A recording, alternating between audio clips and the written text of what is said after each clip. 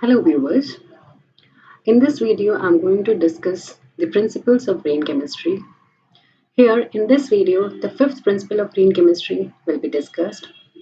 The first four principles have been discussed in my earlier videos and then other principles will be discussed in the next videos. Here in this video, we will talk about green solvents such as supercritical fluids, water, ionic liquids, Fluorous biphasic solvent, polyethylene glycol, and immobilized solvents. Let us see first the fifth principle of green chemistry. This principle is about safer solvents and auxiliaries. The statement of this principle is the use of auxiliary substances, example solvents, separation agents, should be made unnecessary wherever possible and innocuous when used. This includes any substance that do not directly contribute to the structure of the reaction product but are still necessary for the reaction to occur. First, let us understand what we mean by auxiliary substance. An auxiliary substance is one that helps in the manipulation of a chemical but is not an integral part of the molecule itself, for example, solvents, separation agent. These auxiliary substances are used during the reaction and in separation. For example, by evaporation, distillation, decantation, filtration, or centrifugation. They are used during purification like recrystallization and chromatography and to get the final product. When the final separation is achieved, the auxiliary material are then part of the waste stream, but their disposal or treatment is required. Now let us talk about solvents. Solvents, they do not react with the reagent but are still necessary in a reaction. So let's see some of the uses of the solvent in a reaction. These are used to dissolve reagents, mix all reaction components, they control the temperature of the reaction, placing in contact the reagents at appropriate concentration to achieve a suitable reaction rate. After the reaction, more solvents are used to separate and purify the product from other reaction components and any side product. However, there are certain drawbacks also of using a solvent. These drawbacks are solvents are flammable and they are volatile and they may sometimes be explosive. Solvents contribute to the overall toxicity of a process. Some solvents are persistent contaminant and they cause pollution. A massive amount of solvent waste is generated during a chemical reaction. Solvents can also increase greenhouse effect. Some solvents contribute to the destruction of ozone layer. Solvents can also possess occupational toxicity, so workers who use them they need to wear protective clothing. Therefore, reducing solvent use is of high priority for chemists who work to make green reactions. Safer solvents will help to reduce energy requirement and they should be less toxic and they should have less environmental impacts. Now, let us learn few things about organic solvents. There are various solvents like dichloromethane, chloroform, perchloroethylene, carbon tetrachloride, aromatic hydrocarbons such as benzene and toluene, and they are used because of their very good solvent properties. Some solvents which are halogenated like dichloromethane, chloroform, perc, and carbon tetrachloride are used, but they are suspected carcinogens. The chlorofluorocarbons which are used as solvent, they are responsible for ozone depletion. So, because of these limitations and drawbacks of solvents, there is necessary to carry out the reaction in environmentally benign solvents like water, supercritical carbon dioxide, ionic liquid, polyethylene glycol. Some solvents which are volatile organic compounds like isopropyl alcohol, xylene, toluene, and ethylene, they have been used in cleaning fluids because of their ability to dissolve oils, waxes, and grease. Here we will discuss few points about chlorofluorocarbons. Chlorofluorocarbons are non-toxic, non-flammable chemicals. They contain carbon, chlorine, and fluorine. One example is CCl2F2 dichloro-difluoromethane. These are used in manufacture of aerosol sprays, blowing agent for foams and packing material, solvents, and as refrigerant. Because chlorofluorocarbons have toxicity profile, no toxicity profile. They also known as freon. They have been used as coolant in conditioning system. But chlorofluorocarbons have a drawback that they cause ozone depletion. Now here we will see how ozone gets depleted. Because of the photolytic decomposition of chlorofluorocarbons by ultraviolet radiation, the chlorine is released. Chlorine-free radical is generated, which destroy the ozone in the stratosphere. Ozone layer have importance in our life because ozone layers absorb the ultraviolet radiation and they can which causes biological damage in plants and animals. Because they damage the Earth's ozone layer, the chlorofluorocarbons have been banned since 1996, and the Montreal Protocol has decided to speed up the phasing out of chlorofluorocarbons. So, in place of chlorofluorocarbons, chemicals like pentane, carbon dioxide are preferred as blowing agent for polystyrene. Now, here we will see the detailed mechanism of how the ozone gets depleted by chlorofluorocarbons. This is one chlorofluorocarbon. In presence of ultraviolet light, it undergoes photolytic decomposition. There is a homolytic fission of carbon-chlorine bond and chlorine-free radical is generated. This free radical, it reacts with the ozone to form oxygen, and this is how ozone gets depleted. The other free radical, it combines with itself to form a peroxide. The peroxide that undergoes cleavage to again form the chlorine-free radical, and the chlorine-free radical generated in step 4, it again reacts with ozone through step 2 and forms oxygen. The other free radical generated in step 4, it further undergoes homolytic cleavage to form oxygen and chlorine-free radical. So the chlorine-free radical which are formed in these steps, they react with ozone to form and convert it into oxygen. So this is how ozone depletion occurs by chlorofluorocarbons. The some organic solvents, they are volatile organic compounds. So volatile organic compounds, they are organic chemicals that have high vapor pressure at ordinary room temperature. That is, they are highly volatile in nature. For example, gasoline, benzene, formaldehyde, toluene, xylene, styrene, and perchloroethylene. These volatile organic compounds may have health effects also, like irritation of the eyes, respiratory tract. They may cause headache.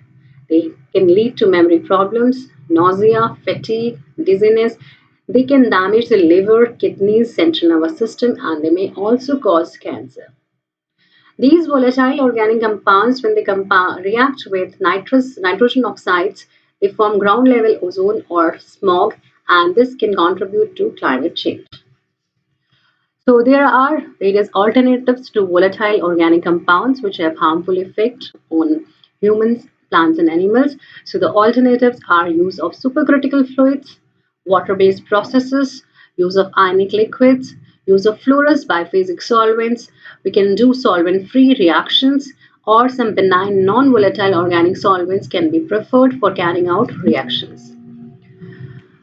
Now, let us first see all these alternatives to volatile organic compounds, and these are also green solvents. First is supercritical fluids. Now, let us see what are supercritical fluid. A fluid is said to be supercritical when it is heated above its critical temperature and compressed above its critical pressure. So above the critical point, different liquid and gaseous phase that do not exist.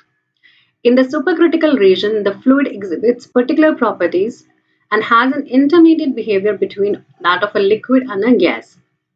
Supercritical fluids possess liquid-like densities and gas-like viscosities and diffusion. The most widely used supercritical fluids are carbon dioxide and water.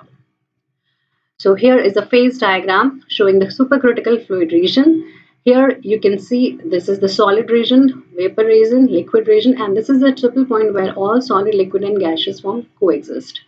Now, in this phase diagram, it is shown that the gas-liquid equilibrium curve is interrupted at a point, and this point is called critical point. And after this, there is a continuous physiochemical properties can be seen, and this region is called supercritical fluid region. The temperature and pressure for critical point of carbon dioxide, water, ammonia, or ethane are shown here. For CO2, the critical temperature is 32 degrees Celsius and pressure is 72.9 atmospheric pressure. Now, why do we should carry out a reaction in supercritical fluid? So, the main reasons are improved heat and mass transfer due to high diffusion rates and low viscosities in supercritical fluids.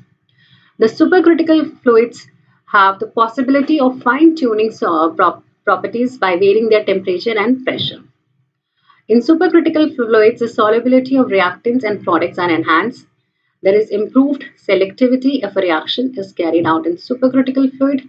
There is possibility of control phase behavior using the pressure and temperature.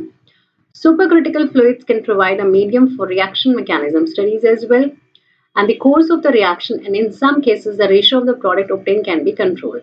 That's why reactions can be carried out in supercritical fluid, and they have better advantages. Now here we will see the phase diagram of supercritical carbon dioxide. So this you can see, this is the solid carbon dioxide, this is the gaseous form of carbon dioxide, this is liquid carbon dioxide, and this is the critical point of CO2, which is near about 31.1 degrees Celsius and 73.8 atmosphere, and beyond this it exists as a supercritical fluid. So this is the supercritical carbon dioxide which is used for carrying out reactions. Now, so supercritical CO2 can be used as a solvent to carry out reaction. The main advantages being this supercritical carbon dioxide is non-flammable, it is inert, it is non-toxic, it has low cost, easily removable, recyclable, it has high diffusion rates, ease of control over properties, readily available, has moderate critical constant. The solvation strength can be fine-tuned by adjusting the density of the fluid. CO2 leaves a lower amount of residue in products compared to conventional solvents. It is available in relatively pure form and in large quantities. Supercritical CO2 is a good solvent for many non-polar and few polar low molecular weight compounds. However, there are certain disadvantages of using supercritical CO2. These are, it requires relatively high pressure equipment. It is a poor solvent and it can react with powerful nucleophiles. Extraction can be done using supercritical carbon dioxide. Conventionally, the extraction was used to be done with several solvents like methylene chloride, ethyl acetate, ethyl methyl chloride, and trichloroethane. Uh, for example, for decaffeination of coffee, these various solvents were used initially, but now decaffeination can be done using supercritical carbon dioxide as well. Um, Extraction of hops during the beer brewing process, and another area where carbon dioxide can be used for extraction. The conventional process for extraction from food products, they have certain limitation regarding the solvent toxicity, flammability, and wastefulness, and these can be overcome by using supercritical carbon dioxide. So supercritical carbon dioxide has advantage in extraction, and these are, it has relatively low critical temperature and low reactivity. It allows extraction without altering or damaging the product. There is no thermal degradation of the product while extracting using supercritical CO2. No hydrolysis takes place, no loss of volatile components, no solvent residues, and it is free of inorganic salts or heavy metals, and the extraction process is a high yielding process if supercritical carbon dioxide is used during extraction. Carbon dioxide is also used as a dry cleaning solvent. Now let us see some how dry cleaning is done and what type of solvents are generally used for dry cleaning. Carbon tetrachloride was originally used for dry cleaning and it was very effective, but it has high toxicity. It can damage to liver, kidneys, and central nervous system. It is a possible carcinogen and it may cause the adverse health effect to people who are repeatedly exposed to the vapors by dry cleaning during dry cleaning processes. So in the 1950s, carbon tetrachloride was phased out and it was replaced by perchloroethylene PERC. The currently most used dry cleaning solvent is PERC, and which is again toxic, environmentally harmful, and it is a suspected carcinogen. Other dry cleaning alternatives are carbon dioxide, silicones, polypropylene glycol ethers, but they have high cost. Their use demonstrate inherent safer design by substitution of a hazardous material with less hazardous one. So we can use carbon dioxide also for dry cleaning. It could be an ideal solvent to replace perchloroethylene because carbon dioxide is non-toxic, non-flammable, ecologically sound, it is cheap, non-corrosive, and it is available in large scale. So because of all these features, carbon dioxide is can be preferred for dry cleaning purpose. Let us see how the dry cleaning can be done using carbon dioxide. So this is the cleaning chamber where the clothes are rotated in cycles, and in combination with some cleaning agents, the clothes are inserted into this machine, and the carbon dioxide is stored in a storage, and the carbon dioxide that is then passed into this chamber. Either it can be done using a supercritical carbon dioxide or it can be done using liquid carbon dioxide. So the liquid carbon dioxide dissolves the dirt, fat, and oil in the clothing, and at the end of the cycle, the CO2 is pumped back to the storage tank, and the remaining CO2 is released into the air. So this is how CO2 is used for dry cleaning. Supercritical carbon dioxide can be used as a reaction medium in various reactions, for example, hydrogenation or hydroformylation reactions, epoxidation reactions, radical reactions, palladium-mediated carbon-carbon bond formations, ring-closing metathesis, biotransformations, or polymerization reactions. So let us see some examples where supercritical carbon dioxide can be used as a reaction medium. One such example is the Heck reaction. So the reaction between toluene and styrene can be carried out in presence of supercritical carbon dioxide to give stilbene. Hydrogenation reaction can also be carried out using supercritical carbon dioxide. So this acetophenone can be converted into alcohol using supercritical carbon dioxide medium. Another green solvent which can replace organic solvents for chemical reactions is the water. So water can be used as a solvent for organic reactions. There are various advantages of using water as a solvent. These advantages are: water is non-toxic, it is inexpensive, it is non-flammable, it has high specific heat capacity, it is readily available, and it can be used in a biphasic process with other solvent. For some reactions, selectivity improvement or rate enhancement can be achieved if water is used. However, water, though it is a good choice in green chemistry to replace organic solvent, but it is hardly used because of certain drawbacks. These are: it has low solubility of organic substrate, it is less compatible with reagent, the distillation of water is energy intensive, it is difficult to heat or cool rapidly, the cleanup of aqueous waste is sometimes difficult. So there are strategies to overcome these problems related to water, to use it as a solvent. Some of those strategies are use of an organic co-solvent with water in a reaction, the exploitation of its hydrophobic effect, the use of water at high temperature, using water under microwave irradiation condition, or using water at critical point where water has certain unique properties. So by using these strategies, we can use water as a organic reaction medium in chemical reactions. So water can be used to carry out various chemical reactions. Some of the examples are listed here. For example, xerenol can be isomerized to alpha terpinol and melanol in water at 220 degrees Celsius. Here is a reaction for this conversion. Diels-Alder reaction can also be carried out in water. The Diels-Alder reaction between cyclopentadiene and butanone is very fast in water as compared to other solvents. So you can see if we use water as compared to isooctane, the reaction rate is 740 times faster than in isooctane. Another example of Diels-Alder reaction is this, where water can be used as a solvent.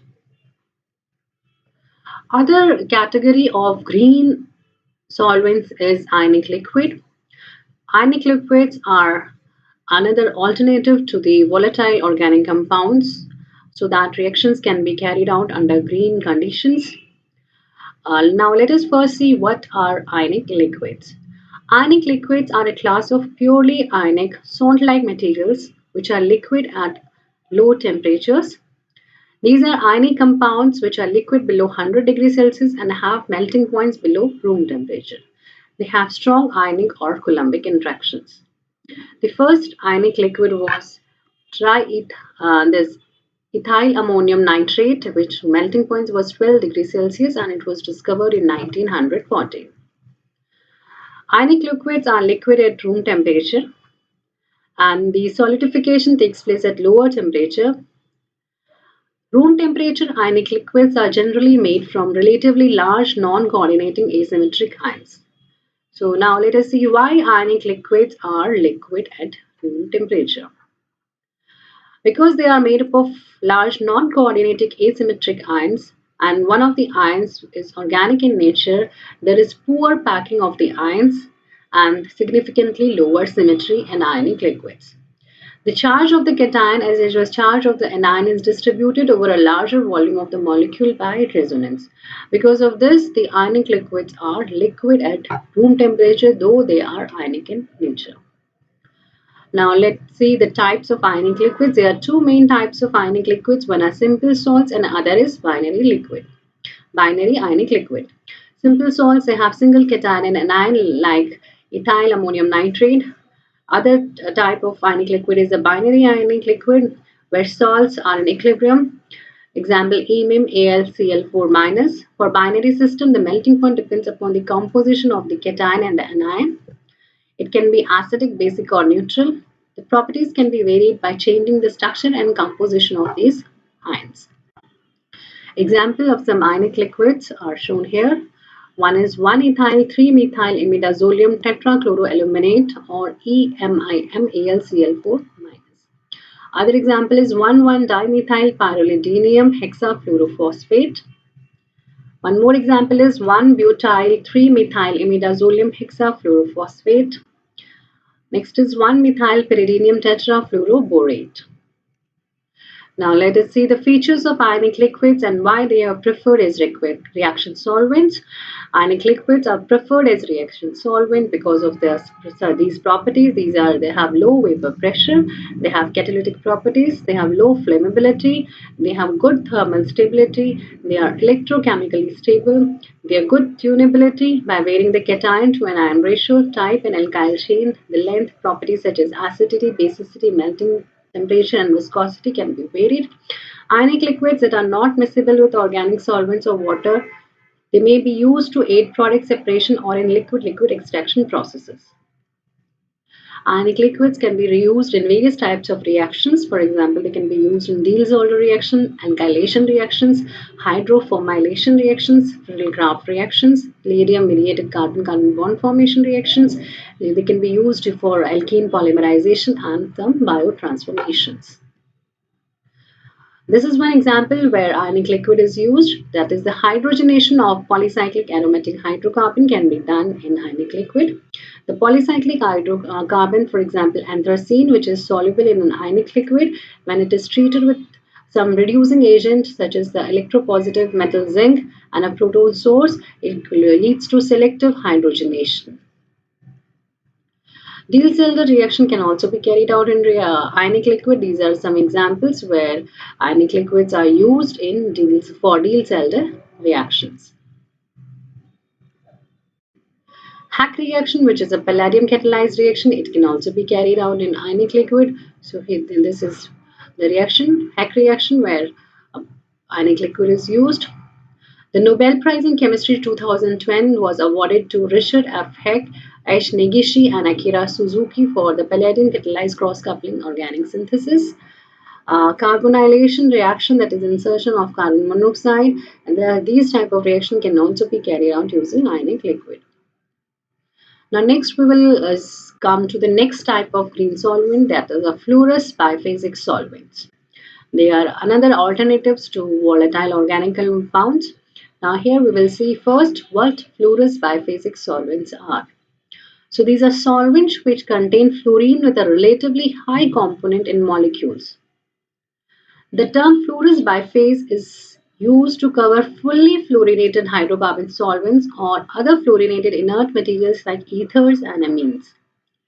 The chemistry of fluorinated compounds has grown significantly since 1994. Now, some examples of perfluorinated solvents are shown here: perfluorohexane, perfluoroheptane, perfluorooctane, perfluorononane. These are some perfluorinated solvents which are used as a fluorous biphasic system. Perfluorotriethylamine, perfluorotriphenylamine are other examples. Perfluorobenzene, perfluoromethyl cyclohexane, perfluorotoluene, perfluorotachalane. So these are some examples of fluorinated solvents. Now let's see how reactions are carried out in fluorous biphasic systems. The ideal concept is that reactant and catalyst will be soluble in fluorous phase under reaction conditions, but that products should be readily separated into distinct phase at ambient conditions. So, a method of separation and purification called fluorous biphase system has been developed. In this manner, the reaction of substrate having a perfluoroalkyl group with some reactant in a mixture of fluorous organic solvent, the fluorous compounds can be selectively recovered from phase-separated fluorous layer. On the other hand, organic compounds with fluorine-containing functional groups are recovered from the phase-separated organic layer. Hence, fluorous biphasic system allows some purification processes such as column chromatography to be omitted, and the product can be obtained in pure without any purification. So this is how the reactions can be done in fluorous biphasic systems. So here we have the fluorous phase containing catalyst and the reactant, and they react together to form a homogeneous reaction phase. Then the product gets separated out, and the fluorous phase containing catalyst is separated, and the product can be separated from the other phase, so that it can be easily separated and used. The fluorous solvents have high thermal stability and chemosilic stability and are low in toxicity. So they are preferred as green solvents, and they are volatile. C1 and C2 fluorocarbons, they are potent greenhouse gases, but fluorous phase solvents, they contain 6 to 10 carbons and are much less volatile. So as the lower fluorocarbons, they are generally not used. The typical fluorous biphasic solvents contain 6 to 10 carbons and they are less volatile and they do not cause greenhouse effect. The carbon-fluorine bond is very stable and it is responsible for imparting the benign properties possessed by these perfluorinated compounds, which include that they are non-toxic and highly inert, thermal stability, and then non-flowability and hydrophobicity. The characteristic features of fluorous solvents is that they mix with neither common organic solvents nor water at room temperature, thus forming biphasic system, and they dissolve fluorine-rich compounds as well. Next type of green solvents are polyethylene glycol. Polyethylene glycol, in short PEG, is a polyether compound. This is the structure of polyethylene compound, which is commonly expressed as this. It is available in a variety of molecular weights from 200 to 10,000. Aqueous solution of PEG is used in tissue culture media for preservation of organs as well. The various characteristics of polyethylene glycol, for which it is used as a reaction solvent, that's why it is preferred, are at ambient temperature, PEG is colorless viscous liquid of low molecular weight less than 600, and it becomes waxy white solid if molecular weight is greater than 800. The number here designates the number average molecular weight of polyethylene glycol. It is miscible with water. It is safe to use. The low molecular weight PEG are non-volatile. Its density is greater than 1. It's less flammable and biodegradable. It is stable to acids, base, and high temperature, and it can be easily recovered and recyclable. So these are some reactions where polyethylene glycol can be used as a reaction medium. One is a substitution reaction, where there is alkyl bromide. This bromide can be substituted by iodide to form alkyl iodide. Teal cells reaction can also be carried out in polyethylene glycol, and some oxidation reactions can also be carried out in polyethylene glycol. Now, we can avoid use of volatile organic compounds or non-toxic organic solvents by carrying out reactions without a solvent. Such reactions are called solventless reactions or solventless processes. So most of the high volume bulk chemicals, they are produced by solvent free process. For example, manufacture of benzene, methanol, methyl tertiary butyl ether is carried out without solvent, and in the some of these methods the reagent they themselves serve as a solvent, and in some cases the reagents they react in molten state. So there are various ways by which we can carry out solvent-free organic transformation. These are by grinding with pestle and mortar, heating the reaction, heating the reactants using a solid support, or by doing the reaction in microwave conditions. Examples of solventless reactions are synthesis of chalcone, bromination can also be done now without solvent, and synthesis of azomethane. Here is an example of reaction of vanillin and paratoluidine to give azomethane. It can be done without a solvent. And the next type of green solvents are immobilized solvents.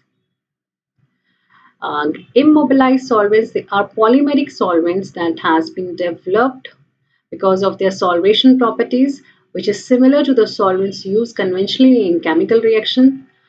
And this immobilized solvents can be prepared by from polymeric derivatives. They are polymeric derivatives of solvents. In some cases, they are prepared by tethering the solvent molecule to a solid support and building the solvent molecule directly onto the backbone of the polymer. The properties of immobilized solvents, because of which they are preferred solvents, are the solvency is maintained, they are non-volatile. The solvents can be used as neat reaction or separation media, or they can be diluted in higher alkanes. These polymeric solvents are easily recovered using mechanical separation such as ultrafiltration rather distillation. The exposure to humans and environment is minimum. They have the potential for loss by environment. The unfavorable air emission or aqueous discharge streams is minimized. They have the potential for significant source reduction in air and water pollution. That's why immobilized solvents are called green solvents. Example of an immobilized solvent is here shown here. Polymeric or oligomeric solvents such as the derivatized THF have been synthesized using the macro monomer incorporating the desired functionality as binding group on the polymeric backbone. THF is attached to the polymeric backbone using chlorinated styrene derivative. THF remains relatively mobile, less likely volatile, and easily recovered using ultrafiltration. So this is one example of an immobilized solvent.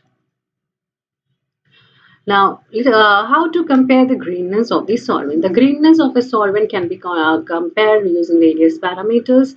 Here, the S, H, and E are there. S is for safety, H is for hazard, and E is for environmental impact. These parameters can be used to compare the greenness of a solvent. Greenness of a solvent is a combination of its inherent properties like acute toxicity, ozone depletion potential, persistency in the environment, and its method of production and application in which it is being used. LCA and life cycle assessment is the compilation and evaluation of the inputs, outputs, and potential environmental impacts of a product system, and it provides a quantitative method to address these concerns. Some questions on these topics are: question 1, give brief account of auxiliary substance. Another question is give brief account of green solvents. Next question, identify the substances that replace chlorofluorocarbons and hazards is eliminated in refrigeration. What are some of the alternatives to traditional solvents and chemical reactions? Discuss the advantages and disadvantages of using supercritical carbon dioxide and supercritical water as a solvent in place of organic solvent.